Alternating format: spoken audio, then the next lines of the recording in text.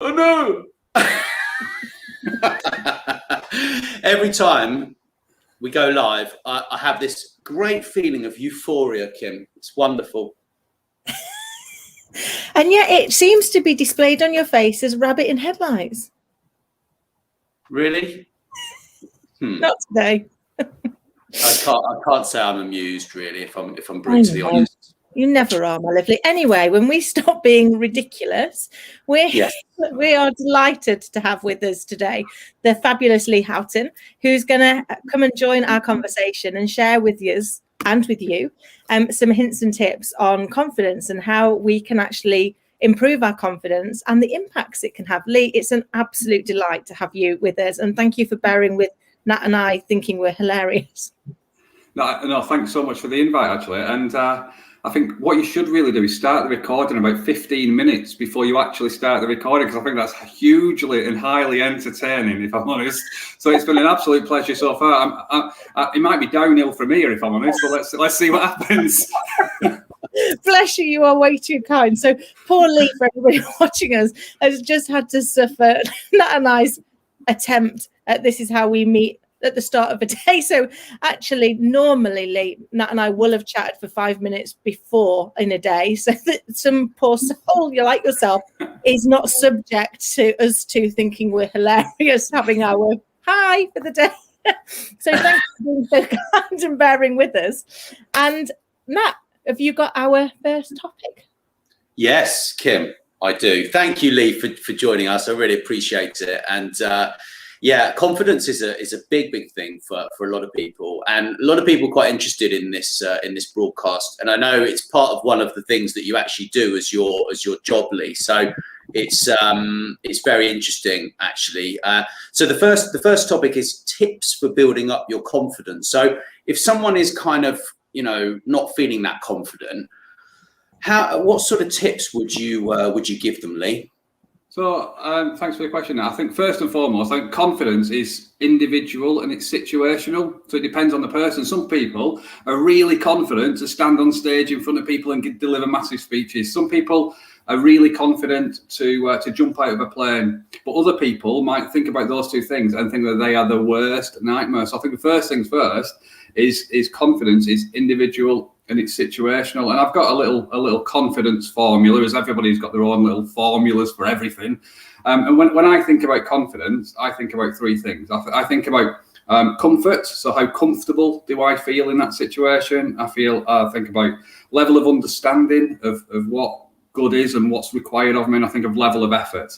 And I encourage people that if they want to be more confident in a particular given situation, to score themselves out of 10 for these three things. So your level of comfort, 1 to 10, level of understanding, 1 to 10, and level of effort in actually applying and doing the thing out of 1 to 10. Whichever one has scored the lowest, what can you do to improve that score? So you need to break it. So if it's level of comfort, what can you do to break the situation down into smaller chunks to build up to that situation that you want to be in? If it's understanding that scored the lowest, then what can you do to build that understanding? Who displays what you want to do effectively and who does it really well? And if it's level of effort, then get out of your bedroom and start trying to do it in the real world as well. So I guess the tips first is really just understanding those three things. Score yourself on those three things. Be really specific with it, and which one scores the lowest, work on that one. That's where I would start. But I think confidence is so individual and situational that everybody is different. And we'll put in fact as well that voice in your head. I think it is so crippling or so empowering. And I think by understanding what that voice in your head is saying to you as well whilst you're going through it is part of the battle as well. I'm conscious I could waffle on for ages on this subject. It's really, really insightful. And you're right, that voice in our head, even when it's not plausible, it feels so real, doesn't it?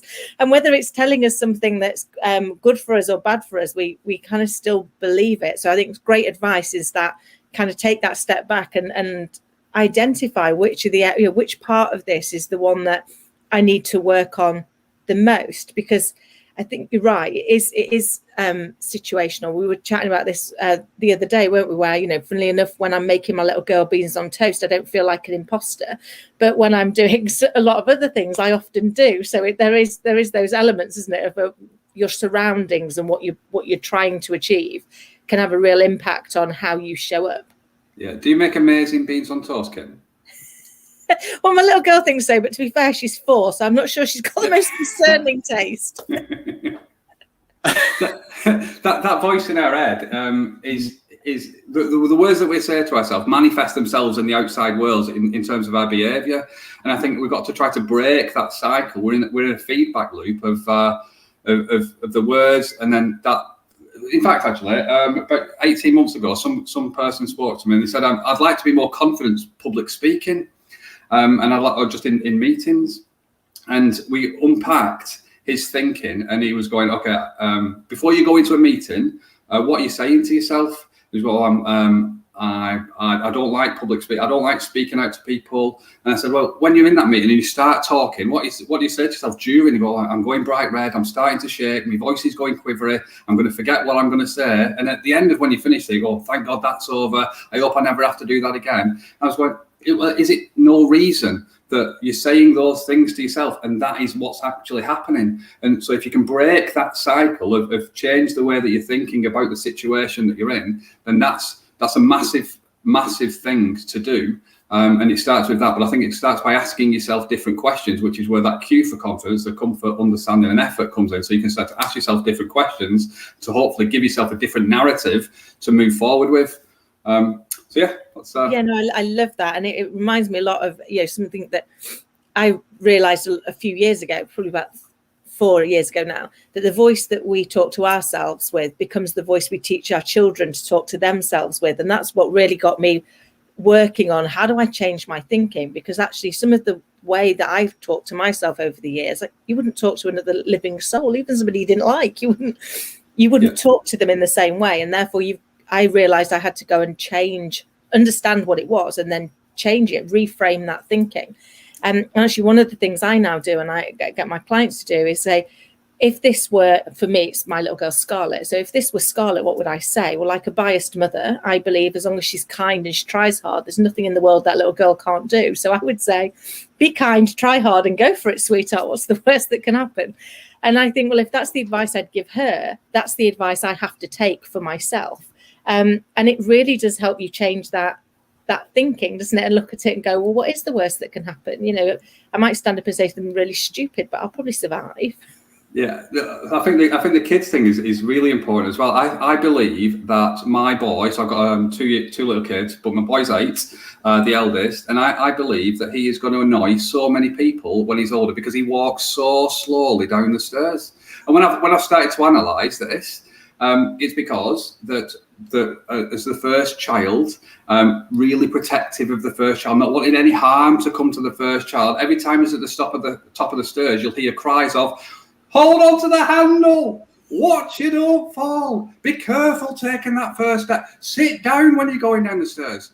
So he's got this thing in his head now where the stairs is a frightening thing. So it takes him about half an hour to walk down 13 steps before leaving the house, because he's been conditioned. So his narrative in his head now has been fed by his experience of overprotective parents convincing him that the stairs are a frightening thing. So I've now got to try to unpick that and go, actually, look, when was the last time you fell down the stairs? I've never fallen down the stairs. Well, why do you walk down so slowly? And we've got to try to unpick his thinking and change the narrative in his head as well. So it's like when you watch a little kid carrying a drink, or you're at the bar and you carry 4 pints back with you, whichever situation resonates with you most. You go, watch, you don't spill those drinks.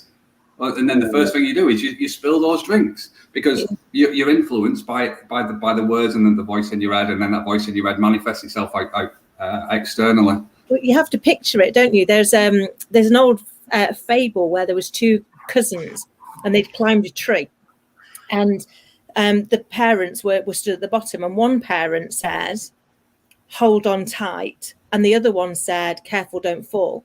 And despite the fact that they were both in at the same tree, in the same position, in the same storm, it was the one whose parents said hold on that stayed clinging to the tree. The one whose parents said careful, don't fall, that child fell. And that's because you have to picture first what it is you're asking your brain to try and do. And the minute you picture it, you make it happen. So yeah, no, it's so true. If we have to be so careful about the words that we use, because we become self-fulfilling prophecies, don't we? It's whatever we think is what's going to happen. Yeah, and the brain doesn't differentiate between positive and negative either. So in that example you've just given, watch you don't fall, all you're hearing is fall, fall, fall, I'm going to fall. Watch you don't spill the drinks, you're going to fall down the stairs and stuff like that. So that then you convince yourself that those things are going to happen. Yeah, we've got to be really careful what we say to people. We've got to be really careful what we say to ourselves. And I don't think we're conscious of that enough at all. Agreed, totally. The amount of times that you catch yourself saying perhaps the wrong thing to yourself is it's just unbelievable, really. And I mean, I think from my own point of view, I mean, I'm not a coach. I'm not coaching people around this, but for me personally, when I'm not coughing, excuse me, if, for example, I'm trying to do something new, or I'm trying to do something that perhaps I don't have that much experience in, then I will draw upon two different things. I will draw upon things that I've actually done well in the past myself in other areas that might help me with that area. But I'll also draw on someone else's belief in me within that context and within that situation, and think, well, if they ask me to help them with that, then they must think I can do it, right? So that confidence, I think, for me, is a great confidence boost, really, I think.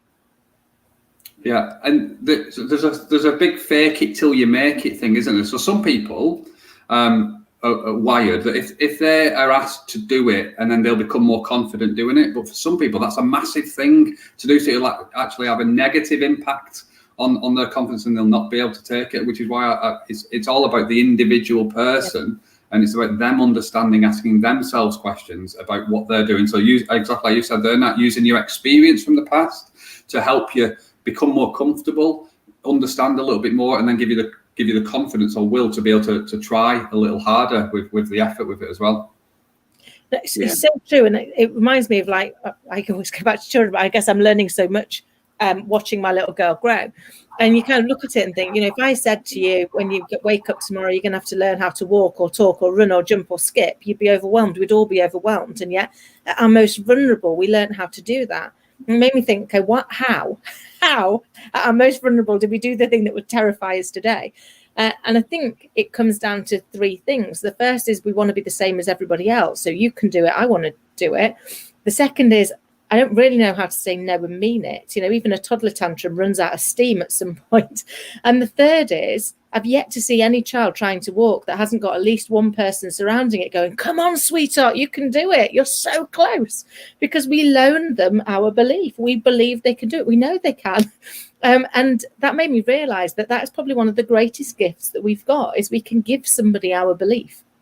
As long as we do it in the right way, because you're quite right, it's got to be done in a way where the person feels comfortable, that this isn't going to put them into a place where they're like, I just don't know how to do it. But if we work on the fact that, human beings don't like to be foolish, if somebody gives you an opportunity, if somebody says, could you do this speech? Could you come on this interview? Could you do that project? They're doing it because they believe you can, because if not, they're going to make themselves look foolish by having, entrusted the wrong person. So sometimes you can kind of use that to help you have a level of belief that's like, oh, okay, well, somebody believes in me, even if I don't, that I can possibly, try a little bit harder.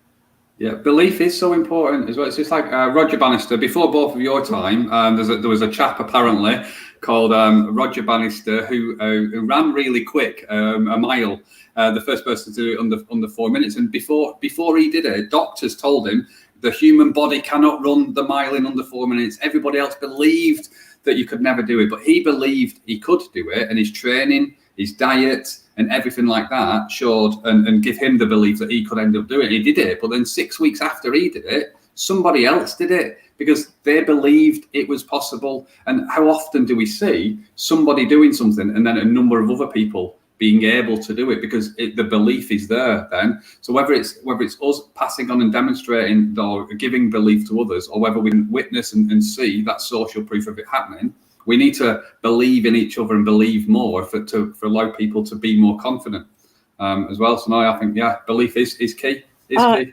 It is. Belief's like massive, and it reminds me. So I love a quote, and I actually wrote one for my little girl, but I believe it to be true of everybody, which is, be kind, stay curious, believe in yourself, because you're proof that miracles happen, because we're all proof that miracles happen to somebody. And I think if we can just really start with that belief and then our mindset, that can really help us to, I guess, start to see opportunities to achieve things rather than obstacles that are going to get in our way. Yeah.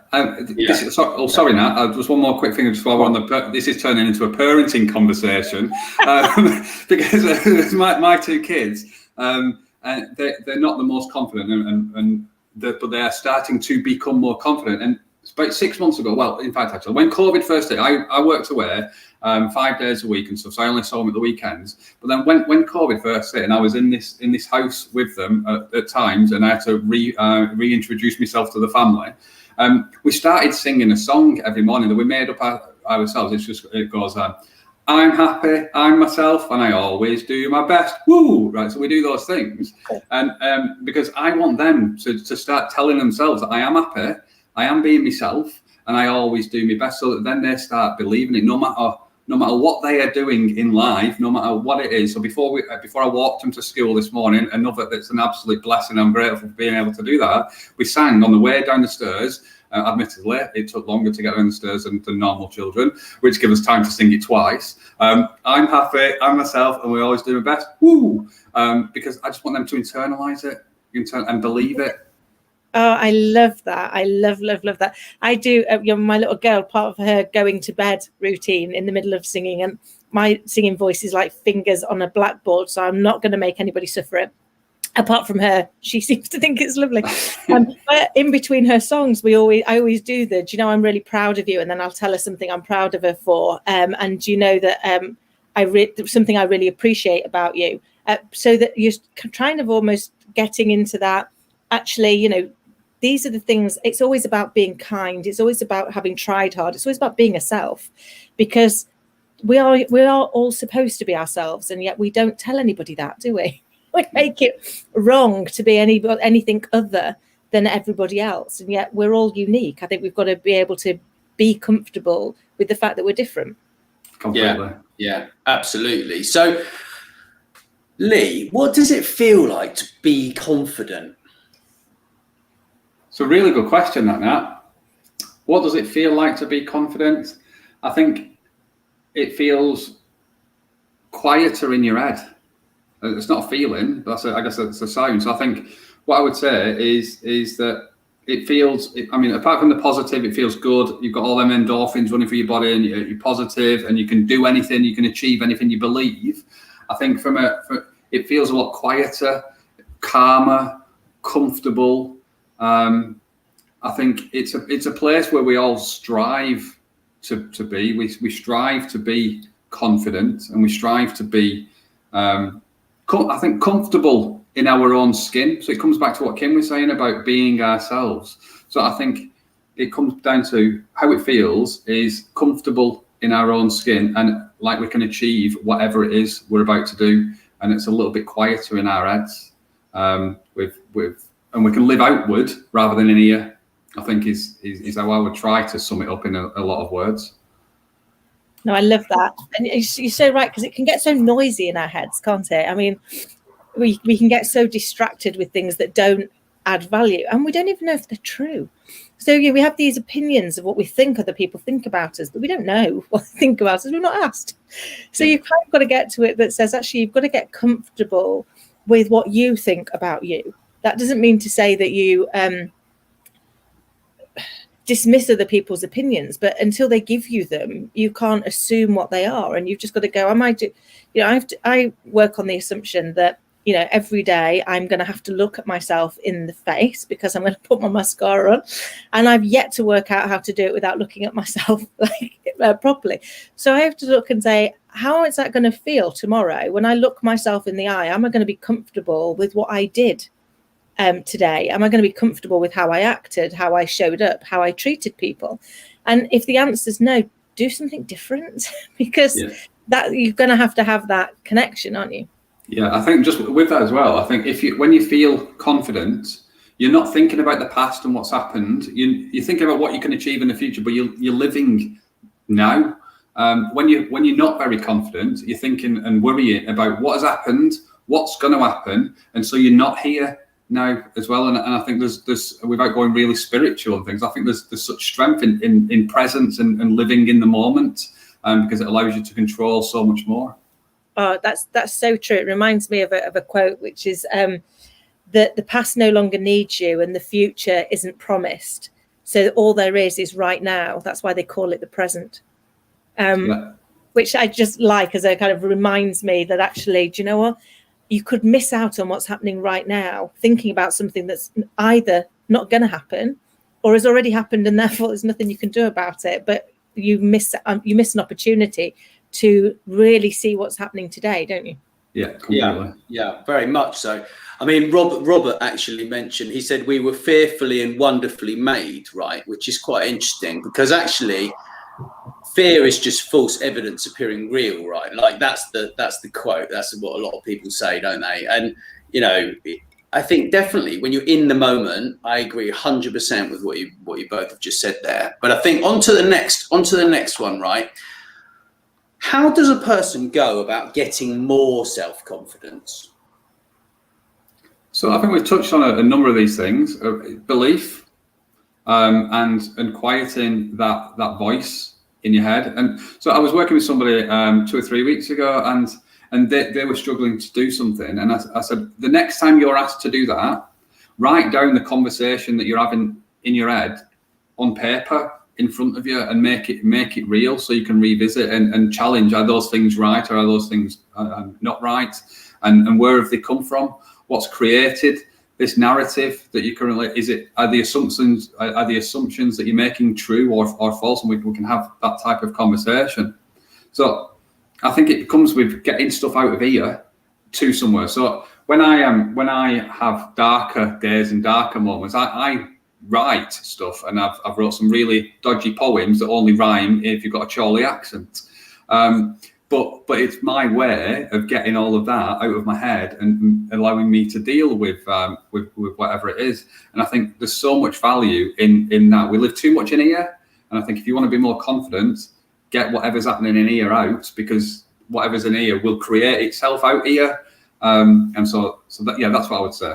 I love that. And it's so true, isn't it? Because sometimes we can be having that conversation in our head, and you say it over and over again, but the minute you say it out loud, or the minute you write it down, you can realize for yourself how ludicrous it is what you've just said. You kind of like, do you know what? I already know. Ignore that. That makes no sense, because when you see it played back, you can start to identify those. One of the things somebody did with me years ago, and I recommend people do this, is ask a few people that you know, like, and trust, whether they're people that you work with or people that are your friends or your family.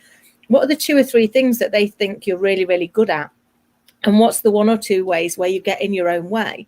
Because it's fascinating to see how somebody else replays your life. I know when I did it years ago, the words that came back almost unanimously from people were brave and fearless. And I was like, I don't get it. I live in fear every day, fear of saying something stupid, fear of messing up, of doing something else ridiculous.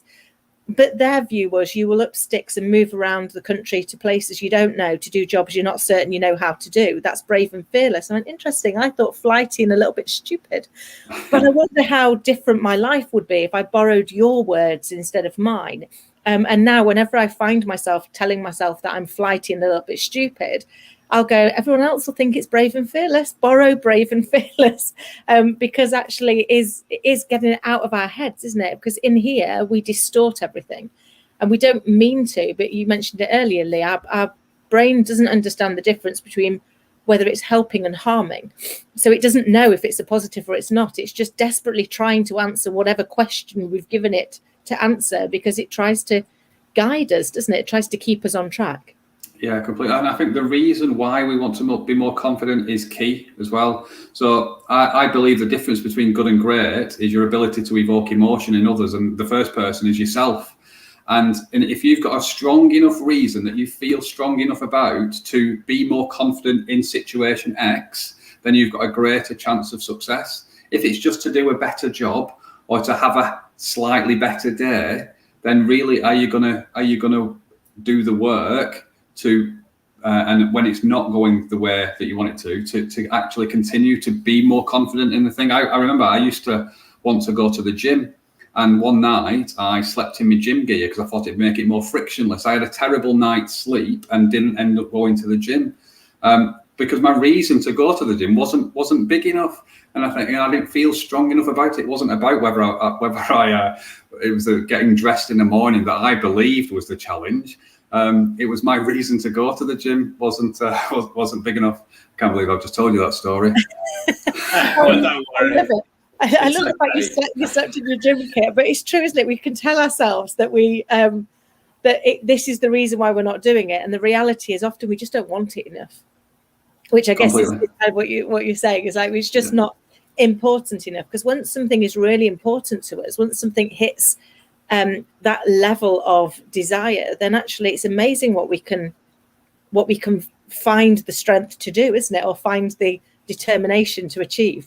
Yeah, it's a pleasure pain battle, and if you don't feel either of those things, you're not necessarily going to achieve what you want to achieve. It's, are you going to feel that pleasure of getting to where you're going to get to, or overcome the pain of the current situation? And if you can't get down to that level, then your chance of success, of being more confident in whatever it is a little less, or might not happen. Yeah, and I think, with building confidence, I mean, some things in your life might just happen, right? Like this morning, I shared a picture on my social media I was driving along and this massive block, a whole load of blocks just dropped out off the back of a lorry in front of my car. Literally, I was just coming up to a roundabout, thankfully, and he pulled away, and this entire block, it must have weighed like a ton, right? It was a proper, it was the size of the whole front of my car, right? So, but these things, these roadblocks in life, right? They happen to us, yeah? And I think the way that you actually learn is like sometimes you need to be like pushed into a certain situation, so you're actually going to learn, and then that eventually is going to turn into confidence. So I don't think people should worry. I think that people worry about everything these days, right? I think you really just need to get on and just do the work, as far as I'm concerned. And Lee, you've been massively kind with your time today, and Kim, it's been a joy. And thanks everyone for watching. We really appreciate you. Is there anything else you'd like to add, you guys, or we scoot off in a couple of minutes? So sorry, go on, Kim, you first. I was going to say, what would be great, Lee, is if you could just share how people could get in touch with you, please. All right, yeah, no, perfect. No, thanks very much. Just before I do, I was just going to say thank you so much for the pair of you as well. The 15 minutes mayhem beforehand, and then the conversation that followed. It's been a thoroughly delightful experience, and one that I will remember. So thank you for that. If people want to know more, LinkedIn is the place where I find myself more often than not. Co-founded a business with a guy called Jason, and it's getknowledge.co.uk. is where we help people and businesses improve what they do. So no, but seriously though, thanks very much for brightening my day.